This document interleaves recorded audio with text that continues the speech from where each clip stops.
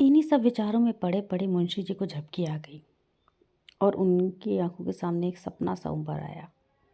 सपना देखते हैं कि मनशाराम के सामने उसकी पहली माँ खड़ी है और अपने पति से कह रही है कि स्वामी, जिस लड़के को मैंने अपना रक्त पिला पिला के पाला था, आज तुमने उसकी इतनी निर्दयता से हत्या कर दी। ऐसे आदर्श बालक पर तुमने इतना घोर कलंक लगा दिया और अभी क्या बैठे बैठे रो रहे हो? तुमने उससे हाथ धो लिया। मैं तुम्हारे निर्दयी हाथों से छीनकर अब इसे अपने साथ ले जा रही हूँ। तुम तो इतने शक कभी नहीं थे। क्या विवाह करते ही शक को भी गले में बांध लिया है? इस कोमल हृदय पे बालक पर तुमने इतना कठोर आघात किया, इतना भीषण कलंक, इतना बड़ा अपमान सहकर जीने वाला मेरा बेटा इतना बेहया नहीं है। ये कहते कहते उसने बालक को गोद में उठा लिया और चली। मुंशी जी ने रोते हुए उसकी गोद से मनशाराम को छीनने के लिए हाथ बढ़ाया तो उनकी आंखें खुल गई और अपने सामने डॉक्टर लहरी, डॉक्टर भाटी और आधे दर्जन डॉक्टर को सामने खड़ा पाया। 3 दिन हो गए थे, मुंशी जी घर नहीं गए थे। रुक्मणी दोनों वक्त अस्पताल जाती और मनशाराम को देख आती थी। दोनों लड़के भी जाते थे, पर निर्मला कैसे जाती? उसके पैरों में तो बेड़ियां पड़ी हुई थी। वह मनशाराम की बीमारी का हाल जानने के लिए बेचैन रहती थी। रुक्मणी से कुछ पूछती तो ताने मिल जाते, लड़कों से पूछते तो सिर पैर की बातें करते। मन होता कि भाग कर जाकर उसके पास पहुंच जाए, पर उसे डर था कि कहीं संदेह में मुंशी जी अपने बेटे को ही ना खत्म कर दे। उसका मन करता कि वो डॉक्टर के पास जाए, पूरी 1000 की थैली लेकर और बोले कि इन्हें बचा लीजिए, लेकिन ना तो उसके पास रुपए थे और ना ही इतना साहसी था। अब भी वहाँ पर पहुँच सकती तो मनशाराम अच्छा हो जाता। वो जानती थी कि ये बुखार शरीर का नहीं है, बल्कि एक मानसिक बुखार है। जो आघात उसके मन पर लगा है, ये उसकी वजह से है। अगर वो रात भर वहाँ पर मुंशी जी के साथ बैठती, उसकी देखभाल करती, तो बिल्कुल संभव था कि मनशाराम के दिमाग से वो सारी बातें निकल जाती कि उसका पिताजी का दिल साफ़ हो गया है, उनके अंदर कोई शक नहीं है और उसे ठीक होते देर नहीं लगती। पर अगले ही पल डर जाती, क्या मुंशी जी उसे वहाँ पर देखकर खुश होंगे? क्या अब भी उनका दिल साफ़ हुआ होगा? कहीं ऐसा ना हो कि वो अपने प्रमाद के चक्कर में अपने बेटे की जान ही ले लें। ये सोचते सोचते इस दुविधा में पड़े पड़े उसको 3 दिन गुजर गए और ना घर में चूल्हा जला, ना किसी ने कुछ खाया। लड़कों के लिए बाहर से पूड़ियाँ मंगा ली जाती थी और रुक्मणी और निर्मला को भूखी सो जाती थी। भोजन की इच्छा ही नहीं होती थी। चौथे दिन जियाराम स्कूल से लौटा तो अस्पताल होता हुआ घर आया। निर्मला ने पूछा, क्यों भैया, अस्पताल भी गए थे? आज क्या हाल है, तुम्हारे भैया उठे कि नहीं? जियाराम रुआसा होकर बोला, अम्मा जी, आज तो वो कुछ बोलते चालते ही नहीं थे। चुपचाप चारपाई पर पड़े जोर जोर से हाथ पांव पटक रहे थे। निर्मला के चेहरे का रंग उड़ गया। घबराकर पूछा, तुम्हारे बाबूजी वहाँ नहीं थे?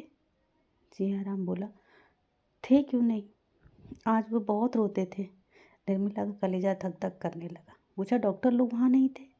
जियाराम ने कहा, डॉक्टर भी खड़े थे, आपस में कुछ सलाह कर रहे थे।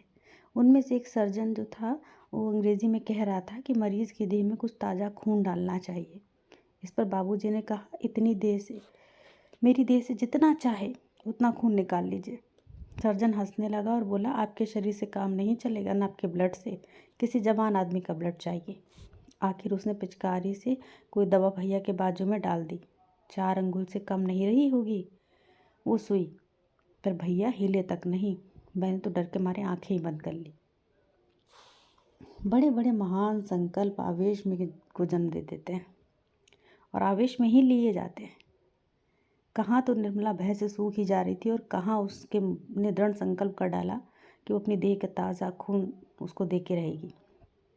अगर उसके शरीर का एक एक रक्त भी मनशाराम को चढ़ा के उसके प्राण बच जाए ना, तो उससे खुशी की कोई बात उसके लिए होगी ही नहीं। अब जिसका जो जी चाहे वो करे, अब उसे परवाह नहीं थी। उसने जियाराम से कहा, तुम जल्दी से जाकर इक्का तो बुला लो, मैं अस्पताल जाऊंगी। जियाराम बोला, वहाँ तो इस वक्त बहुत से आदमी होंगे, ज़रा रात हो जाने दीजिए। निर्मला बोली, नहीं, तुम अभी इक्का बुला लो। जिया राम, कहीं बाबूजी बिगड़े ना। निर्मला बोली, बिगड़ने दो, तुम अभी जाकर सवारी लाओ। जिया राम बोला, मैं कह दूंगा अम्मा जी ने मुझे सवारी मंगाई थी। निर्मला बोली, कह देना। जिया राम तो उधर तांगा लाने गया। इतनी देर में निर्मला ने सिर में कंघी की, जूड़ा बांधा, कपड़े बदले, आभूषण पहने, पान खाया और द्वार पर आकर तांगी की राह देखने लगी। रुक्मिणी अपने कमरे में बैठी हुई थी। उसे इस तैयारी में आते देख कर बोली, कहाँ जाती हो बहू? निर्मला बोली, जरा अस्पताल तक जाती हूँ। रुक्मिणी, वहाँ जाकर क्या करोगी?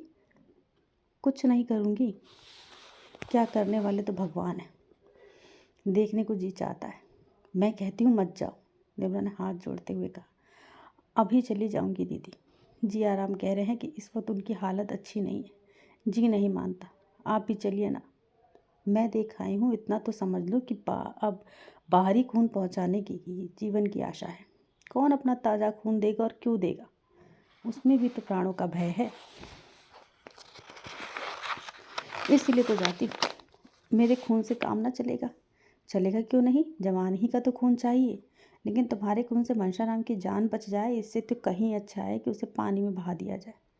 तांगा आ गया। निर्मला और जियाराम दोनों उस पर बैठे और तांगा चला। रुक्मिणी दरवाजे पर खड़ी रोती रही। आज पहली बार उसे निर्मला पर दया आई। उसका बस होता तो निर्मला को बांध रखती। करुणा और सहानुभूति का जोश उसे कहाँ लिए जाता है, यह वह अप्रकट रूप से देख रही थी। यह दुर्भाग्य की प्रेरणा है, सर्वनाश का मार्ग है।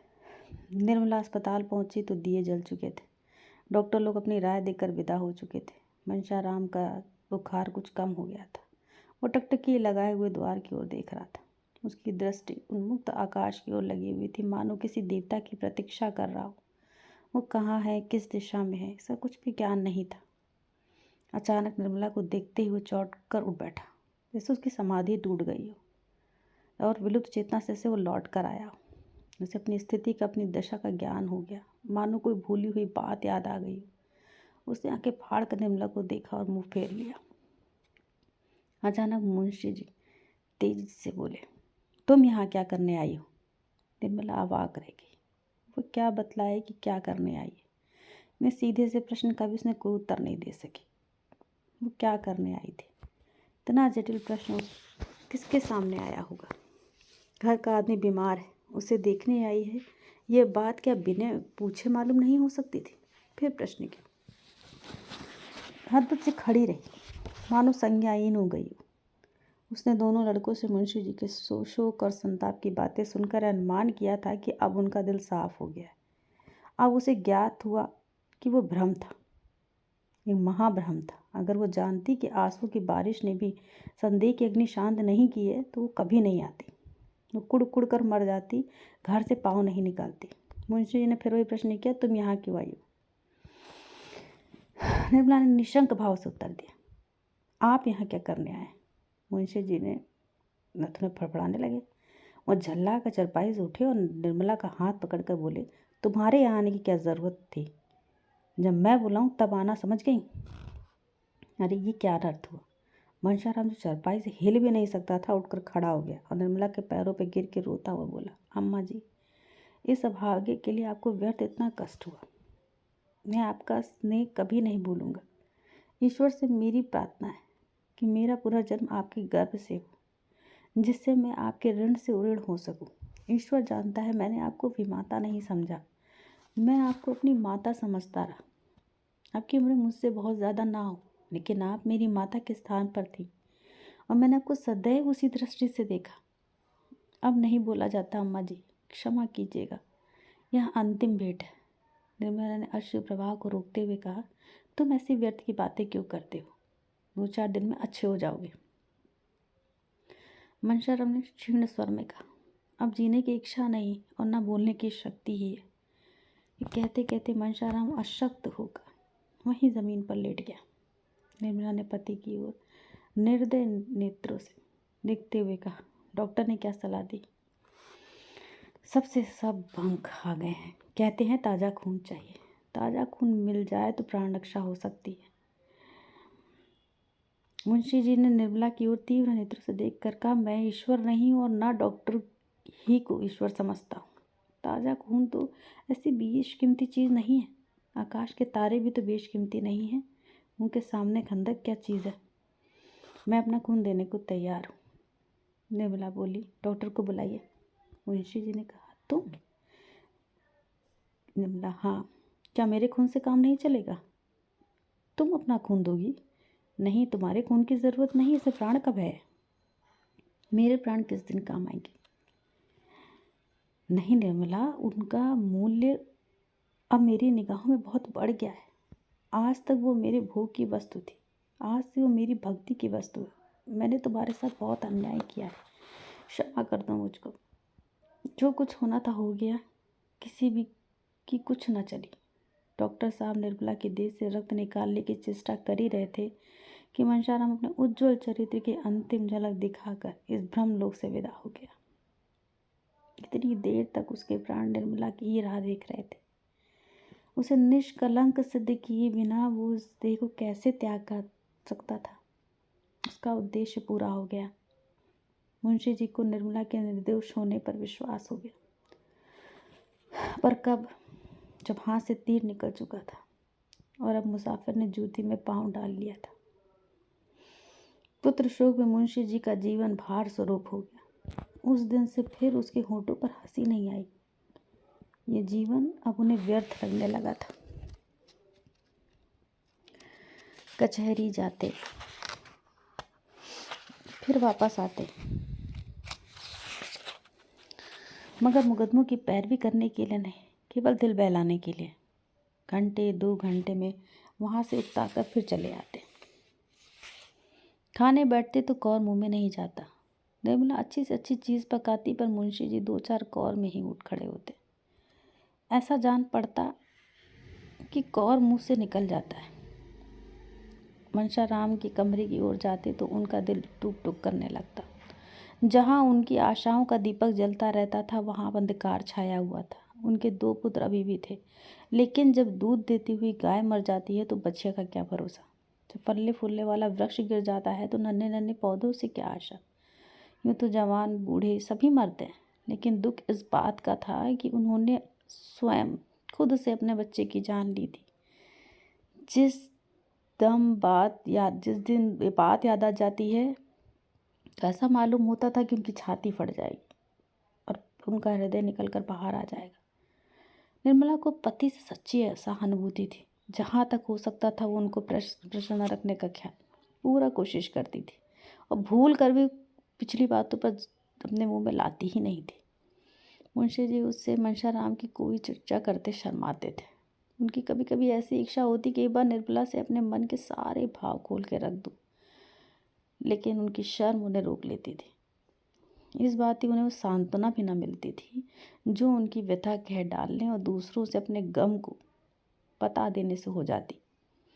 मवाद बाहर ना निकलकर अंदर ही अंदर अपना विष फैलाता जाता था। दिन पर दिन देह उनकी घुलती जाती थी। इधर कुछ दिनों से मुंशी जी और उन डॉक्टर साहब में, जिन्होंने मनशाराम की दवा की थी, याराना हो गया था, दोस्ती हो गई थी। बेचारे कभी कभी आकर मुंशी जी को समझाया करते, कभी कभी उनके साथ हवा खिलाने के लिए उन्हें ज़बरदस्ती बाहर ले जाते। उनकी स्त्री भी 2-4 बार निर्मला से मिलने आई थी। निर्मला भी कई बार उनके घर गई थी, मगर वहाँ से जब लौटती थी तो कई दिन तक उदास रहती। उस दंपति का सुखमय जीवन देखकर उसे अपनी दशा पर दुख हुए बिना रहा ही नहीं जाता था। डॉक्टर साहब को कुल 200 रुपये मिलते थे, पर इतने में ही दोनों इतने आनंद से जीवन व्यतीत करते थे। घर में केवल एक मैरी थी। गृहस्थी का बहुत सा काम स्त्री अपने हाथों से करती थी। गहने भी उसके देह पर बहुत कम थे, पर दोनों में प्रेम बहुत था। दोनों धन की तृण के बराबर परवाह नहीं करते थे। पुरुष को देखकर स्त्री का चेहरा खिल जाता था। स्त्री को देखकर पुरुष निहाल हो जाता था। निर्मला के घर में धन इससे कहीं अधिक था। आभूषणों से उसकी देह फटी रहती थी। घर का कोई काम उसके हाथ से नहीं करना पड़ता था, उसके लिए नौकर चाकर थे। पर निर्मला बहुत दुखी थी और सुधा संविपन्न होने पर भी सुखी थी। सुधा के पास कोई ऐसी वस्तु थी जो निर्मला के पास नहीं थी, जिसके सामने उसे अपना वैभव तुच्छ जान पड़ता था। यहाँ तक कि सुधा के घर गहने पहनकर जाते निर्मला शर्माती थी। एक दिन डॉक्टर साहब के घर आई तो उससे बहुत उदास देखकर सुधा ने पूछा, बहन आज बहुत उदास हो, वकील साहब की तबीयत अच्छी नहीं है क्या? निर्मला बोली, क्या कहूँ सुधा, उनकी दशा दिन पर दिन खराब होती जाती है, वो कहते ही नहीं बनता, ना जाने ईश्वर को क्या मंजूर है।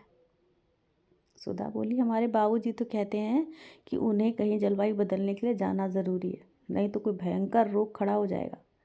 कई बार वकील साहब से कह चुके हैं, पर यही कह देते हैं कि मैं बहुत अच्छा हूँ, मुझे कोई शिकायत नहीं है। आज तुम कहकर देख लो, जब डॉक्टर साहब की नहीं सुनते तो मेरी क्या सुनेंगे। यही कहते कहते निर्मला की आंखें डगमगा गईं और जो शंका इधर महीनों से उसके दिल में बेचैन कर रही थी मुंह से निकल पड़ी। अब तक उसने उस शंका को छिपाया हुआ था, पर अब ना छिप सकी। बोली, बहन मुझे तो लक्षण कुछ अच्छे नहीं मालूम होते, देखे भगवान क्या करते हैं। तुम आज उनसे खूब देर जोर देकर कहना कि कहीं जलवायु बदलने चले, 2-4 महीने बाहर रहने से बहुत सी बातें भूल जाएंगे। मैं तो समझती हूँ शायद मकान बदलने से उनका दिल कुछ हल्का हो जाए, कुछ दुख कम हो जाए। तुम कहीं बाहर जा भी तो नहीं सकोगी। ये कौन सा महीना है? निर्मला बोली, 8वां महीना चल रहा है। यही चिंता तो मुझे और मारे डालती है। मैंने तो इसके लिए ईश्वर से कभी प्रार्थना नहीं की थी, ये बला मेरे सिर पर न जाने कहाँ से आ गई। मैं बड़ी अभागुन हूँ बहन। विवाह के 1 महीने पहले पति का देहांत, उनके मरते ही मेरे सिर शनिचर सवार हो गए। जहाँ पहले शादी की बातचीत पक्की थी, उन लोगों ने आंखें फेर ली। बेचारी अम्मा को हार कर मेरा विवाह यहाँ करना पड़ा। अब छोटी बहन का विवाह होने वाला है, देखें उनकी नाव किस घाट पर जाती है।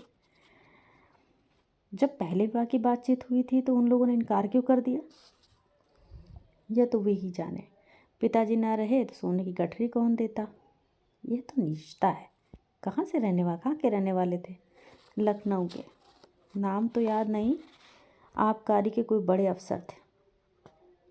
और उनका लड़का क्या करता था? कुछ नहीं, कहीं पढ़ता था, पर बड़ा होनहार था। सुधा ने सिर नीचा करके कहा, उसने अपने पिता से कुछ कहा ना था? वह तो जवान था, उसके बाप को दबा सकता था ना। अब ये मैं नहीं जानती बहन, सोने की गठरी किसे प्यारी नहीं होती। जो पंडित मेरे यहाँ से संदेश लेकर गया था, उसने कहा कि लड़के ने ही इनकार कर दिया। लड़के की माँ अलबत्ता देवी थी। उसने पिता और पुत्र दोनों को समझाया, पर उसकी चली नहीं। मैं तो उस लड़के को पाती तो खूब आड़े हाथों लेती। मेरे भाग्य में जो लिखा था वो हो चुका।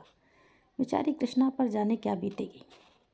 शाम का समय निर्मला के जाने के बाद जब डॉक्टर साहब बाहर से आए तो सुधा ने कहा, क्यों जी, तुम उस आदमी को क्या कहोगे जो एक जगह विवाह ठीक कर लेने के बाद फिर लोभवश किसी दूसरी जगह संबंध कर ले?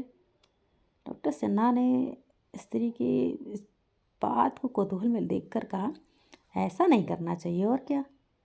ये क्यों नहीं कहते कि ये घोर नीचता है, पहले सिरे का कमीनापन। हाँ, ये कहने में भी मुझे इनकार नहीं है। किसका अपराध बड़ा है, वर का या वर के पिता का? सिन्हा की समझ में अभी भी नहीं आया कि सुधा के इन प्रश्नों का मतलब क्या है। विस्मय से बोले, जैसी स्थिति हो, अब वो पिता के अधीन हो तो पिता का ही अपराध समझो। अधीन होने पर भी क्या जवान आदमी का कोई कर्तव्य नहीं है? अगर उसे अपने लिए नए कोट की ज़रूरत है तो पिता के विरोध करने पर भी उसे रो रो के बनवा लेता है। क्या इतने बड़े विषय पर वो अपने पिता के कानों तक नहीं पहुंचा सकता कि क्या सही है क्या गलत? ये कहो कि वर और उसका पिता दोनों ही अपराधी हैं, परंतु जो वर है वो ज़्यादा। बूढ़ा आदमी सोचता है, मुझे तो सारा खर्च संभालना पड़ेगा, कन्या पक्ष जितना ऐंठ लूँ उतना अच्छा है। अगर वो ऐसा नहीं करता तो मैं कहूँगी कि वह लोभी है और कायर भी।